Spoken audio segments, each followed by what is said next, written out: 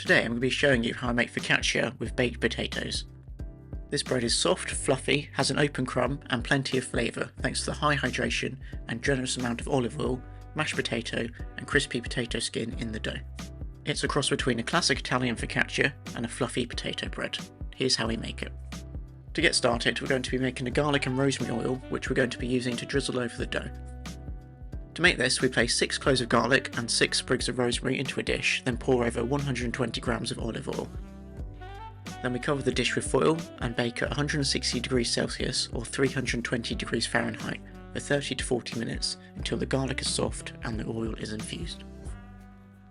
We then let this cool completely before passing it through a sieve. You can make this oil up to 3 days in advance and keep it in the fridge until you need it.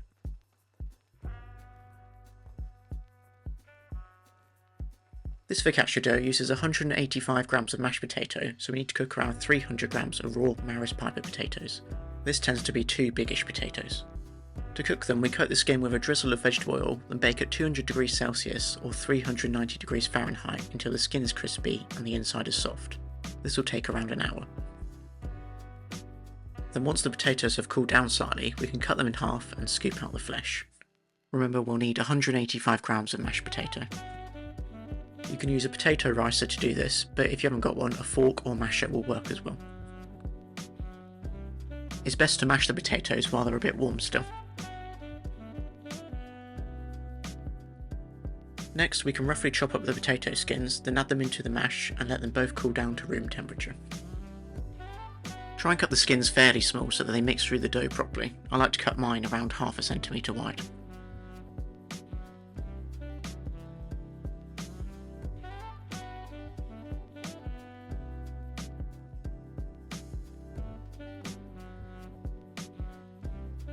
Whilst the potatoes are cooling down, we can get started with the dough. To do this, we add 475 grams of room temperature water into the bowl of a stand mixer with 4 grams of dried active yeast. We give this a whisk to combine, then add in 530 grams of strong white bread flour.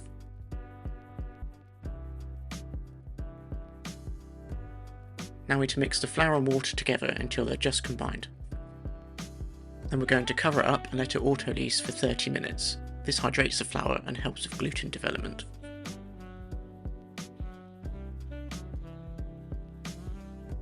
We don't want to start kneading the dough at this point, we're just looking to make a rough dough.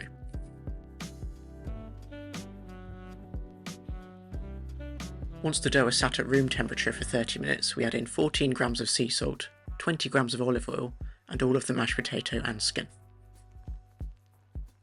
Then we mix the dough on a medium speed for 10 to 15 minutes until it's smooth and passes the window pane test.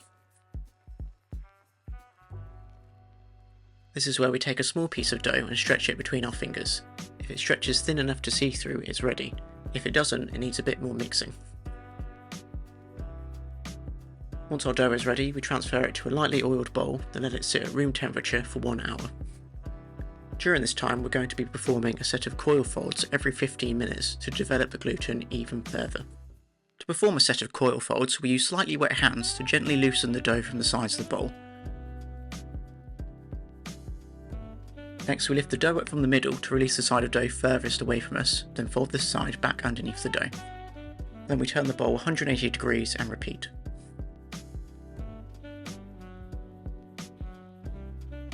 Next, we turn the bowl 90 degrees and fold again, then turn another 180 degrees and fold for a final time. You'll notice that the dough will get stronger and feel lighter after each set of coil folds.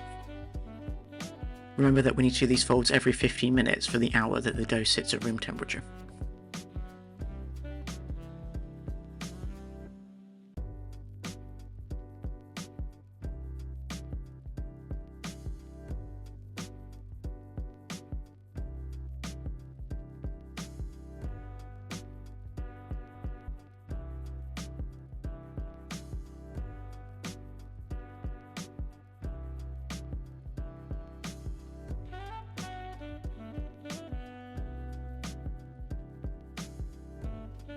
After an hour has passed and we've done all our folds, we can cover the dough, then chill it in the fridge for at least 18 hours or up to 48.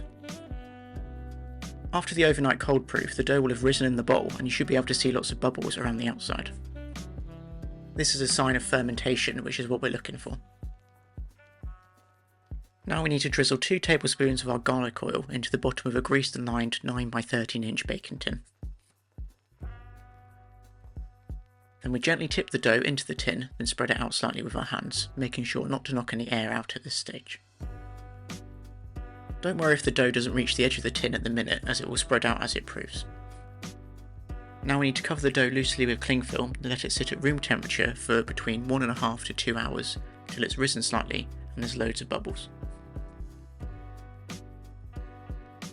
Then once our dough is ready, we drizzle a generous amount of our garlic oil over the top, then use our fingers to dimple it all over. If you dip your hands in water first, the dough won't stick to you.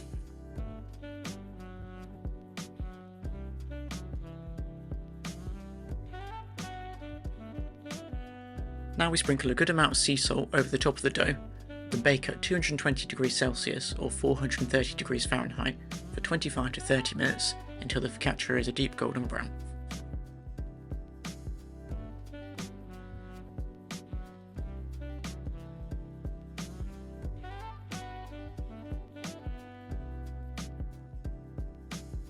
Then once cooked, we brush even more garlic and rosemary oil all over the focaccia before letting it cool in the tin for 30 minutes.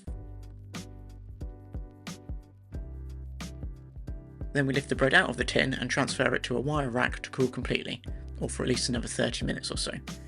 If you cut into it too soon, the texture will still be a bit doughy. Then once cool, we can slice the focaccia up and serve it, either as it is, with butter, oil, or as a sandwich. You'll see how open the crumb is once you slice into your focaccia, which is due to the high hydration percentage and the extra moisture from the potatoes. There's little chunks of potato skin throughout the bread as well.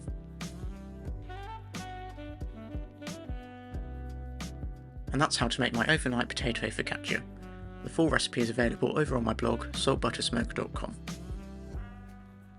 If you've enjoyed this video, don't forget to like and subscribe, and I'll see you next week for another recipe.